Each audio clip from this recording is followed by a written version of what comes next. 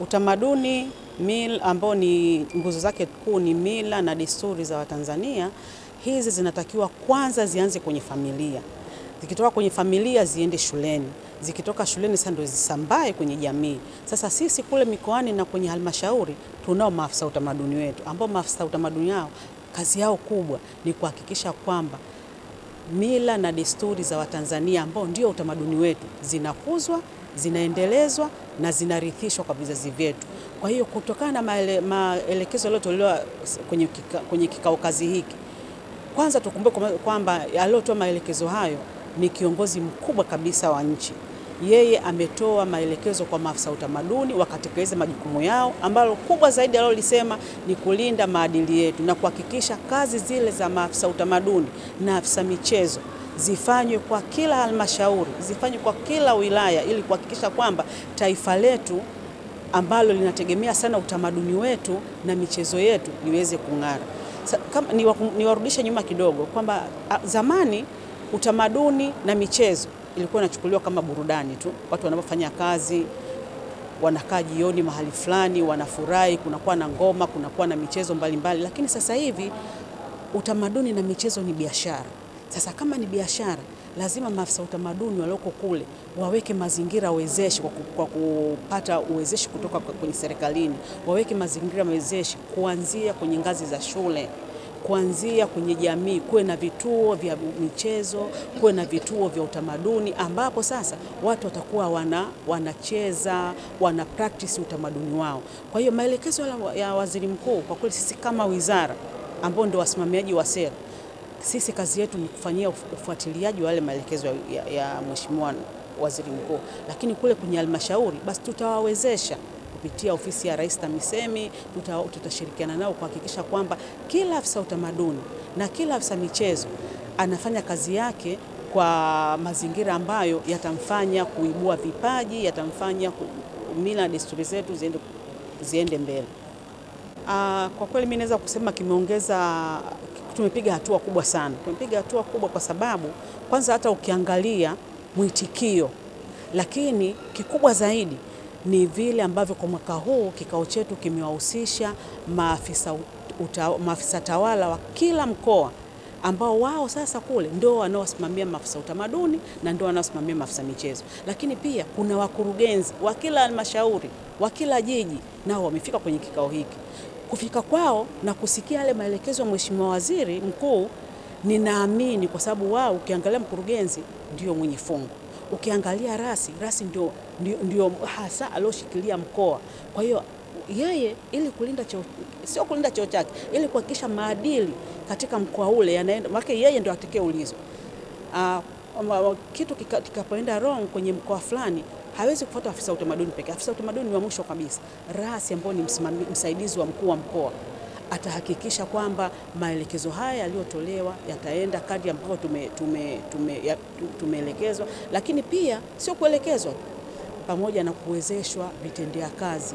Afisa utamaduni lazima apewe vitendea kazi. Ninaposema vitendea kazi, sina maana labda mipira, sina maana, hapana. Vitendea kazi ni maana waweke kwenye bajeti, wawe na bajeti toshelevu kulingana na mazingira waliokuwa nayo, ili waweze kutekeleza au kuibua vipaji katika halmashauri zao, katika mikoa yao na katika maeneo yao kwa ujumla. Kwa kikao hiki kizuri cha kimkakati ambacho Wizara ya Habari, Utamaduni, Sanaa na Michezo imeweza kukiandaa kwa ajili ya kukutana na hawa watendaji kubwa kabisa kwenye ngazi za mikoa na halmashauri. Tija ya kikao hiki ni kubwa kwa sababu imebeba dhana nzima ya kujadili kwa pamoja juu ya malengo makubwa ambayo yako kwenye sera ya shughuli za michezo, tuseme sera ya maendeleo ya michezo, lakini pia sera ya utamaduni ya mwaka 1997 na sera ya maendeleo ya michezo ya mwaka 1995. Sasa ndani yake watekelezaji wakuu ni ngazi ya mikoa, lakini pia na ngazi ya wilaya kwa maana ya halmashauri. Sasa kila mwaka lazima muweke mipango, lakini pia lazima mfanye tathmini. Kwa tija yake iko hapo, na yako mambo mbalimbali ambayo mimi pia kwa sababu ninaendelea kushiriki tumeweza kujadiliana mambo mbalimbali. Yako maelekezo ya viongozi ambao wameyatoa kwa maana ya kama viongozi wa maeneo haya. Kwa hiyo kwa ujumla wake niseme kwamba kikao hiki kinatija kwa sababu wakitoka hapa watakuwa wamepata uzoefu wa watu kutoka maeneo tofauti tofauti, wamekutana hapa, wameshare experience, lakini pia changamoto za eneo moja na jingine inaweza zikafanana au zikatofautiana, na mwingine anatatuaje hizo changamoto, wanaweza kujadiliana. Na kama unavyofahamu kuna ratiba pia ya kutembelea maeneo mbalimbali. Huko nako wataenda kujifunza, waone miundombinu ya michezo, waone maeneo ya makumbusho, maeneo ya kiutamaduni, lakini pia na maeneo ya sanaa. Kwa hiyo kwa ujumla wake kwa kweli kikao hiki kinatija sana, na tuwashukuru hata nyinyi vyombo vya kwa maana ya wanahabari na wadau mbalimbali ambao mnajumuika na sisi kwenye kikao hiki, kwa sababu pia mnapeleka habari kwa watu wengine na wanapata tija. Kimsingi swala la viwanja vya michezo, swala la maendeleo ya miundombinu ya michezo, swala la maendeleo ya michezo kwa ujumla ni sehemu ya kikao hiki, kwa sababu hakijabagua, kinazungumzia maendeleo ya utamaduni, maendeleo ya sanaa, lakini pia maendeleo ya michezo. Ukichambua ndani yake kuna vitu vingi sana, lakini tu kwa ufupi ni kwamba swala la viwanja vya michezo ni sehemu ya jambo ambalo limeelezwa na limesisitizwa. Lakini pia masuala ya utamaduni pia kwenye maeneo yao, kwa maana ya kuwa na shughuli mbalimbali za utamaduni, uhamasishaji wa masuala ya utamaduni, masuala ya lugha ya Kiswahili na vitu kama hivyo vimejadiliwa sana. Lakini pia masuala ya michezo, kwa maana ya kuwa na mashindano katika ngazi mbalimbali, kuwa na program za kuibua vipaji na vitu kama hivyo, ni vitu vingi ambavyo vimejadiliwa. Lakini pia kuwa na miundombinu mizuri kwenye shule na maeneo tofauti tofauti. Na kesho kwa sababu yako maeneo, kwa mfano eneo la shule ya msingi Muhimbili na maeneo mengine, wataenda kuona viwanja ambavyo wadau wameweza kuwekeza, lakini pia serikali. Kwa hiyo kwa ujumla wake hayo ndo baadhi ya mambo ambayo yamejadiliwa na baadhi ya mambo ambayo tumeweza kubadilishana uzoefu ili basi tukaende kutekeleza kwenye maeneo yetu. Asante. Jina langu ni Tito Lulandala, afisa utamaduni mwandamizi.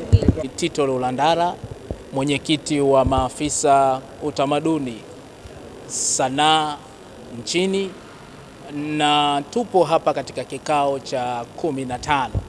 Mojawapo ya maswali ambayo tumekuwa tukiulizwa na wadau ambao ni wa maendeleo, lakini si wataalamu wa utamaduni, wamekuwa kiuliza hivi, kwanza utamaduni wa Mtanzania ni nini?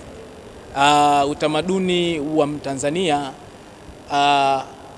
upo wazi katika katiba ya Jamhuri ya Muungano wa Tanzania, ambapo katiba imeonyesha na imefafanua kwamba Tanzania ni nchi ya namna gani na watu wake wanaishi maisha ya namna gani.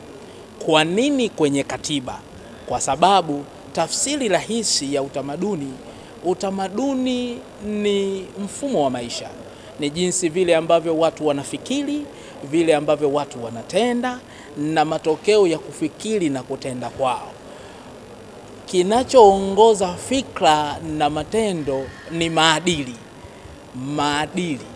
Maadili ni nini? Maadili ni kanuni za kiutamaduni ambazo zimekubalika na jamii kutafsiri kipi sahihi na kipi sio sahihi katika jamii hiyo. Sasa katiba kama sheria mama, sera na sheria ni zao la maadili. Kwa hiyo tunaposema maadili yamefafanuliwa kwenye katiba, kwa sababu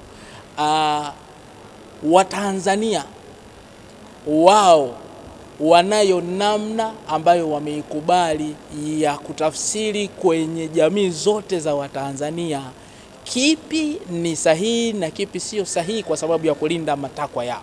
Kwa hiyo hayo walio ya tafsiri baadhi yake wameyaweka kwenye katiba. Kwa hiyo kwenye katiba ibara ya 9 imeonyesha kwamba Watanzania ni watu wanaotukuza utaifa, Watanzania ni watu wanaojali usawa, Watanzania ni watu wanaojali na kuutukuza utu, Watanzania ni watu wanaojali uwajibikaji, na Watanzania ni watu wanaotukuza umoja.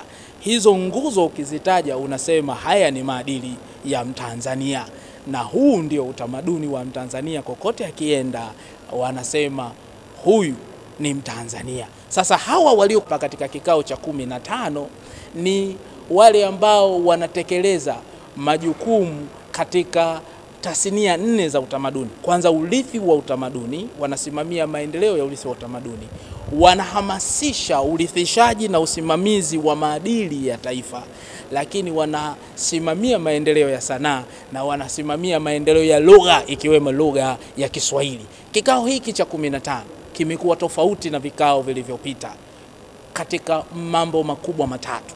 Jambo la kwanza, aina ya washiriki. Washiriki walioshiriki katika kikao hiki cha 15 wamejumuisha watendaji wenyewe wa sekta, yani maafisa utamaduni na maafisa maendeleo ya michezo, lakini wamejumuisha wakurugenzi wa mamlaka za serikali za mitaa, wamejumuisha makatibu tawala wa mikoa, lakini vile vile wamejumuisha wadau mbalimbali. Eneo la pili, kikao kazi hiki kimekuwa na manufaa makubwa kwa sababu kimesababisha washiriki kupata uelewa toshelevu wa masuala mbalimbali yanayohusu utamaduni, sanaa na michezo, pamoja na vipaumbele vya serikali katika sekta hizi za utamaduni, sanaa na michezo. Moja wapo ya vipaumbele ni mashindano ya CHAN pamoja na AFCON. Washiriki hawa wametambua na kubaini kinaga ubaga fursa za kiuchumi na za kijamii kutoka katika mashindano hayo, ambayo serikali ya awamu ya 6 kwa ushawishi wake na kwa dhamira ya dhati imehakikisha mashindano hayo yanakuwapo na yanafanyika katika viwango vinavyoitambulisha taifa letu vyema kabisa. Lakini jambo lingine ni kwamba kikao kazi hiki hakijajumuisha tu mafundo na mazingativu, lakini kimejumuisha shughuli mbalimbali ikiwemo kujifunza mambo kadha wa kadha kwa vitendo. Washiriki hawa walioshiriki kikao kazi hiki watapata fursa ya kutembelea miradi ya maendeleo ikiwemo uwanja wa Benjamin Mkapa, viwanja vya Gymkhana ambavyo vinafanana hadhi na viwanja ambavyo vinaweza kujengwa katika maeneo mbalimbali ya ngazi ya jamii. Lakini watatembelea makumbusho ya taifa na watatembelea kituo cha urithi wa ukombozi wa bara la Afrika, kituo kilichosheheni rasilimali zinazoonyesha nafasi ya Tanzania katika kulikomboa bara la Afrika, hususan nchi za kusini mwa Afrika. Kwa hiyo kikao kazi hiki ni cha namna yake. Maelekezo ya Mheshimiwa Kassim Majaliwa, Waziri Mkuu wa Jamhuri ya Muungano wa Tanzania, aliyemwakilisha Dr. Samia Suluhu Hassan, Rais wa Jamhuri ya Muungano wa Tanzania, ambaye ni mgeni rasmi katika kikao kazi hiki, yamekuwa na matokeo chanya na yataendelea kuwa na matokeo chanya kwa sababu yamelenga mambo makubwa matatu. Kwanza, kuimarisha muunganiko wa kiutendaji baina ya watendaji ngazi ya halmashauri, mikoa, taasisi pamoja na wizara, lakini yamelenga kuboresha mazingira ya utendaji kazi wa hawa watendaji. Na jambo la tatu, yamelenga kuhakikisha kwamba wananchi wa Tanzania wote wanafaidi fursa lukuki kemkem zilizoko katika sekta za urithi wa utamaduni, sekta ya sanaa na sekta ya michezo. Asante sana. Asante sana kwa swali zuri. Mojawapo ya maelekezo ya Mheshimiwa Waziri Mkuu ni kwamba tuhakikishe tunahamasisha urithishaji wa maadili ya Mtanzania. Haiwezekani kuyarithisha maadili ya Mtanzania kwa kizazi hiki pasipo kuhakikisha kwamba wanarithi kwa ukamilifu wake lugha ya Kiswahili, wanajisikia fahari kuizungumza, lakini wanaizungumza kwa ufasaha.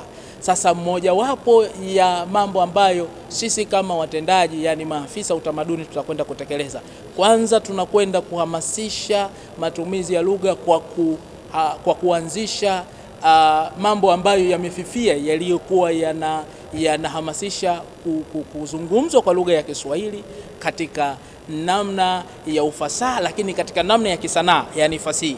Kwa hiyo tunakwenda kuhamasisha kuendelezwa kwa zile klabu za mashairi, klabu za ngonjera, lakini ushiriki wa watoto katika mashindano ya uandishi wa insha kupitia mashindano ya shule za msingi ya UMITASHUMTA na mashindano ya shule za sekondari ya UMISENTA. Kwa hiyo tutakuwa kupitia mashindano, kupitia semina, kupitia matukio mbalimbali, tunahakikisha kwamba kuna shughuli za klabu za wanafunzi zinazohusu matumizi ya lugha ya Kiswahili katika namna ya ufasaha na katika namna ya kisanaa. Asante sana. Asante sana bwana. Hizo ngazi za wilaya na mikoa. Kianza kwa kujitambulisha. Karibu. Asante. Jina langu ni Peter Simon Makwai. Ni afisa utamaduni mwandamizi kutoka Wizara ya Habari, Utamaduni, Sanaa na Michezo, Idara ya Maendeleo ya Utamaduni.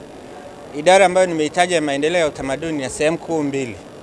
Kuna sehemu ya maadili na urithi wa taifa, lakini pia sehemu ya maendeleo ya lugha. Sasa swali lako limejielekeza katika upande wa sehemu ya maendeleo ya lugha, na tunapozungumzia maendeleo ya lugha pia tunaangalia lugha ya Kiswahili. Sasa kufuatia maelekezo ambayo ameyatoa Mheshimiwa Waziri Mkuu wa Jamhuri ya Muungano wa Tanzania Kassim Majaliwa kuhusu lugha ya Kiswahili, kwanza tuone kwamba lugha ya Kiswahili ndio imeleta umoja wa kitaifa. Kama sisi tungekuwa tunazungumza lugha za makabila, isingeshangaza kuona Tanzania kwamba ni kwa kuwa kutokana na wingi wa jamii ambazo zipo, ingekuwa ni jambo la kuleta ambalo ingeondoa umoja wa kitaifa tulionao. Umoja tulionao ni matokeo ya kuwepo kwa lugha ya Kiswahili. Sasa swali lako ulivyoniuliza kwamba mna mikakati ipi?